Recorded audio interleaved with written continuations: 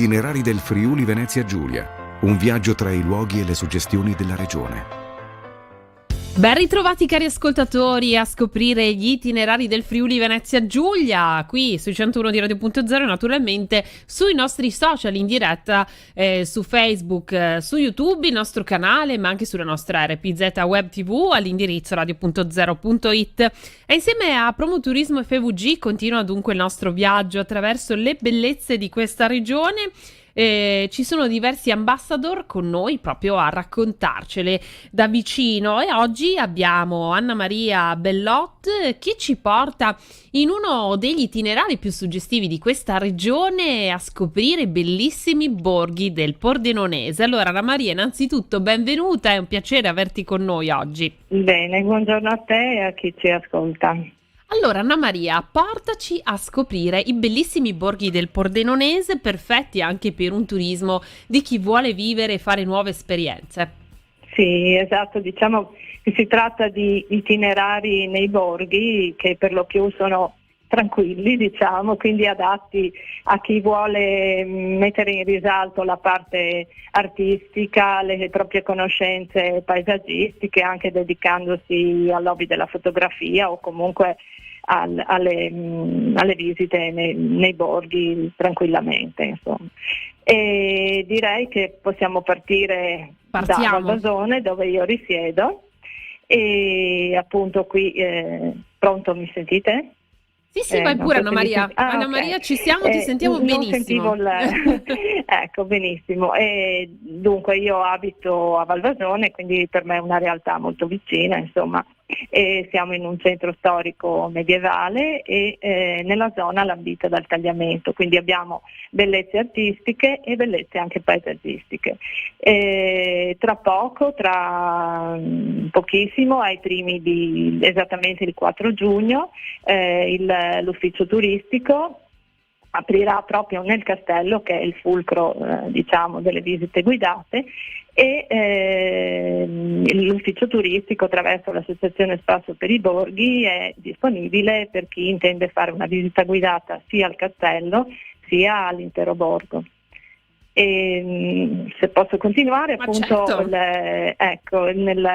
Diciamo che i punti principali per una visita a Valvasone sono appunto il castello, con la parte di proprietà comunale e che appunto viene la visita guidata attraverso anche un'audioguida volendo, e quindi qui troviamo degli affreschi del 1300 con scene cortesi che vi saranno esplicati dalle ragazze dell'associazione A Spasso per il Borgo, e il teatrino del Settecento, che è un teatrino privato che era dei Conti di Valvasone, e questo teatrino è finemente intarsiato, molto decorato in legno ed ospita, quando è possibile, degli spettacoli di teatro oppure di musica riservato a pochi, insomma, ecco, un po' di nicchia, e bisogna prenotare per accedervi, insomma. E se vogliamo continuare possiamo passare attraversando la piazza, oppure ecco, qui vediamo anche appunto il luogo dove ci stiamo recando, che è il Duomo. E il Duomo, diciamo, racchiude una preziosità unica, perché appunto abbiamo l'organo cinquecentesco.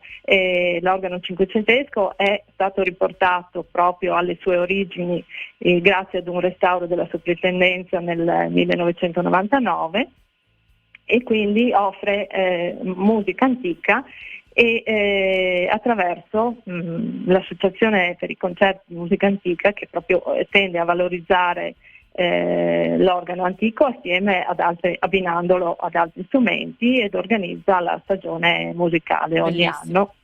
E di solito si svolgeva a maggio, però per varie opportunità è stata spostata a settembre, insomma, e speriamo che anche quest'anno si possa tenere, come siamo riusciti anche l'anno scorso a fare a settembre. Tra l'altro, naturalmente parlo mentre tu ci raccontavi, Anna Maria, chi ci segue anche sui social o chi appunto dopo vorrà andare a vedere il video di questa diretta, sì, abbiamo visto tutte le immagini proprio del castello che ci hai raccontato e anche di queste rievocazioni sì, attraverso la musica sì. antica. Sì, la rievocazione storica, la rievocazione medievale è un'altra manifestazione che esula un po' dalla stagione concerti, perché viene fatta anche questa in settembre, probabilmente mi sembra quest'anno ai primi di 3, 4, 5 settembre ed è giunta già anche essa alla 29esima edizione. Mentre la stagione concerti è ancora precedente, perché diciamo è proprio partita nel 1976 quando c'è stato il primo restauro dell'organo. E la rievocazione storica, diciamo, è una manifestazione che ha fatto conoscere Valvasone anche oltre confine, insomma, no? Perché ci sono, oltre alla scenografia naturale, diciamo, che offre il borgo antico di Valvasone, viene eseguita una particolare scenografia, per cui ci sono serate teatrali a tema, c'è una cena con cibi dell'epoca medievale, è ricostruito anche la scenografia per quanto riguarda le luci e quant'altro che vengono spente, quindi ci sono soltanto le luci delle torce. Viene ricostruito una scenografia, diciamo, molto suggestiva, ecco. Bellissimo, oltretutto c'è grande passione, insomma, per questa tipologia anche di rievocazioni. Ci sono persone, gruppi che si muovono anche all'interno dell'Europa proprio per seguire questi Sì, appuntamenti. sì, sì, sì, sì. E Continuiamo diciamo il nostro che viaggio, Anna Maria. ecco, possiamo continuare il nostro viaggio spostandoci non molto lontano da qui, in un altro borgo medievale che è Cordovado. Cordovado aveva anch'esso un castello, probabilmente come quello di Valvasone, messo a difesa dei guadi, perché appunto siamo vicino al tagliamento che una volta arrivava era molto più ampio, quindi lambiva la cittadina. E quindi anche Cordovado ha non più un castello che è stato trasformato in palazzo rinascimentale nei tempi, però appunto ha ancora la cinta muraria, il fostato di difesa, quindi si può ancora ricostruire qual erano la cinta muraria e tutta la zona del borgo più storico, diciamo.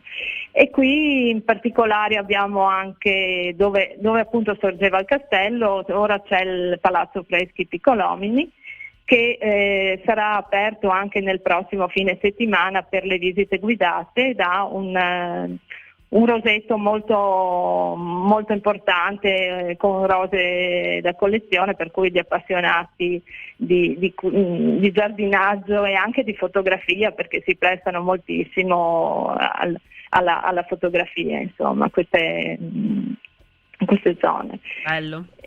Ecco. Poi diciamo i borghi veri e propri che fanno parte dell'Associazione dei Borghi più belli d'Italia sono i borghi più belli del Friuli Venezia Giulia, sono 11 in tutto il Friuli e in particolare nella nostra zona ne abbiamo 6, insomma, per cui ci possiamo spostare da Cordovado a Sesto Arreghena, che anche qui abbiamo l'abbazia benedettina, la piazza, il palazzo che era la residenza abbaziale, che ora è un comune, che è la sede del comune, e ci possiamo spostare anche nella zona per dei percorsi naturalistici anche, ecco, perché nella zona ci sono molte risorgive, quindi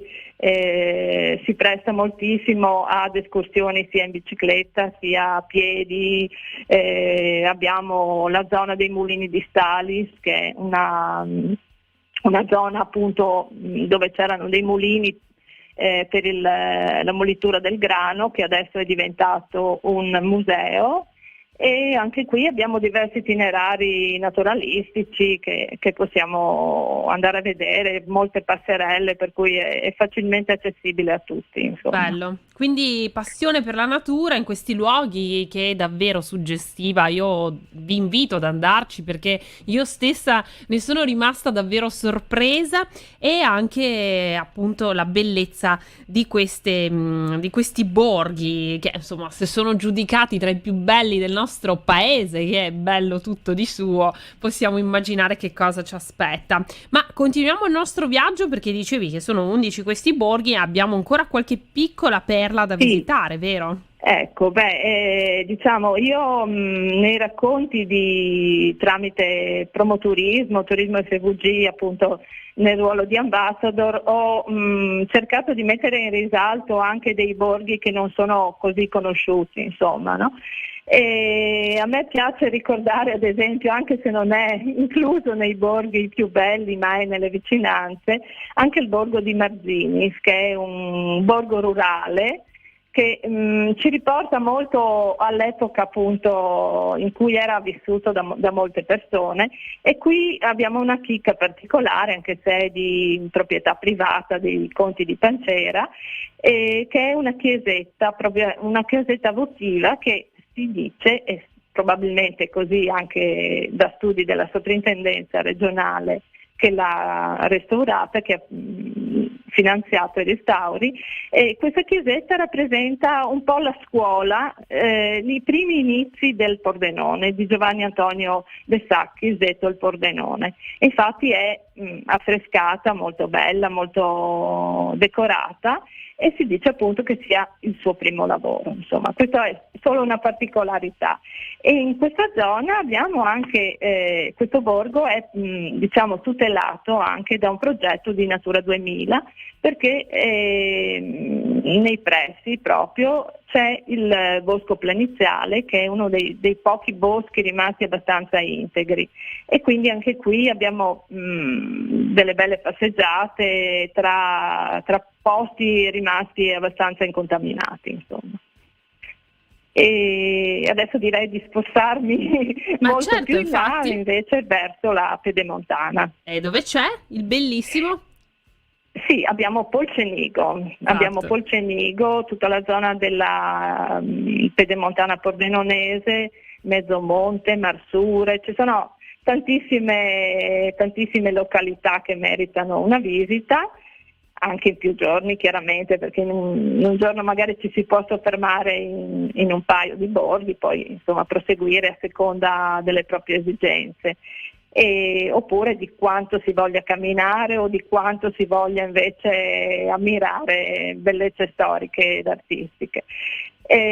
A Polcenigo abbiamo lo stesso, una parte storica, diciamo, che è il sito palafitticolo del Palù di Livenza, e che è anche tutelato dall'UNESCO. E in questa zona abbiamo molte risorgive, perché appunto è la zona dove nasce il Livenza, no? E quindi abbiamo la sorgente del Gorgazzo, che è un'acqua gelida, di un azzurro molto, molto suggestivo, e la sorgente della Santissima, appunto dove nasce il Livenza. E anche qui è molto, molto suggestivo, ci sono itinerari per tutti i gusti, da quelli un po' più lunghi a quelli un po' più familiari, insomma dedicati alle famiglie, ma anche chi vuole fare un escursionismo un po' più impegnato. Benissimo, beh sì, Polcenigo e tutti i suoi dintorni sono veramente dei luoghi molto molto belli da vivere, anche con la freschezza e poi la bellezza di questa natura rigogliosa che si trova in quella zona. Sì. Allora, io Sì. direi che insomma abbiamo fatto un bellissimo tour insieme a te, Anna Maria, ma ricordo anche ai nostri ascoltatori che sul sito turismofvg.it trovate anche i video che vi abbiamo proposto anche noi, trovate tutti i dettagli di questi itinerari e trovate anche tutti i diversi pacchetti che Turismo FVG, Promoturismo FVG vi propone. Così, Anna Maria. Ed anche i racconti degli ambassador, che sono sempre aggiornati, in aggiornamento, e quindi arte e natura per chiunque, insomma, per chi si può scegliere attraverso il sito di Promoturismo le varie esperienze che si vogliono fare, quindi da quelle più slow a quelle più adatte alla famiglia, quelle più outdoor, escursionismo, bicicletta e quant'altro, insomma raccontate da chi vive il territorio, insomma, quindi in prima persona. È vero, così si entra proprio nel cuore del territorio, lo si vive così come lo vive chi appunto ci abita. Io ti ringrazio davvero, Anna Maria, per questo viaggio nelle bellezze dei borghi del Pordenonese. Ricordo ai nostri ascoltatori che torniamo con altri itinerari martedì prossimo, sempre dalle 11:30, che sul nostro canale YouTube, sul nostro sito radio.0.it e sui nostri canali social trovate anche tutti gli altri itinerari, e quindi potete fare un bellissimo viaggio alla scoperta del Friuli Venezia Giulia grazie ai racconti degli ambassador e Promoturismo FVG. Grazie ancora Anna Maria e buon lavoro. Grazie a voi. Ricordo ancora in chiusura che per tutti gli itinerari c'è il sito turismofvg.it, dove trovate tutte le informazioni per prenotare la vostra meravigliosa vacanza in Friuli Venezia Giulia. Avete ascoltato gli itinerari del Friuli Venezia Giulia. Per le tue esperienze in regione, visita il sito turismofvg.it.